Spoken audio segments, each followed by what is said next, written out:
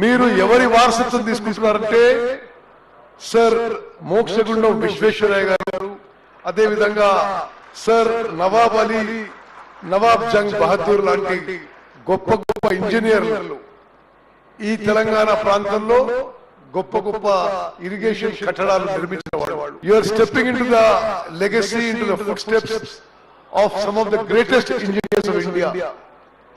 Sir Mokshagundam Visvesvaraya is the only engineer to be decorated with Bharat Ratna. He was a chief engineer and special advisor to Nizam, and he was the one who first did Musi Nadilo వరదలు వస్తే హైదరాబాద్ నగరాన్ని ఎట్లా కాపాడాలని ప్రణాళిక చేసింది sir Mokshagundam Visvesvaraya గారు. అదే విధంగా ఉస్మాన్ సాగర్, హిమాయత్ సాగర్ రిజర్వాయర్ నిర్మించింది కూడా ఆనాటి తెలంగాణ ఇంజనీర్లు మోక్షగుండం విశ్వేశ్వరయ్య గారి నాయకత్వంలో. అదే విధంగా నవాబ్ అలీ, నవాజ్ జంగ్ బహదూర్ గారు హైదరాబాద్ లో చీఫ్ ఇంజనీర్ గా పనిచేశారు, ఇరిగేషన్ మంత్రిగా పనిచేశారు, నిజాం యొక్క ఎగ్జిక్యూటివ్ కౌన్సిల్ గా పనిచేశారు. సుమారు 100 ఏళ్ల క్రితం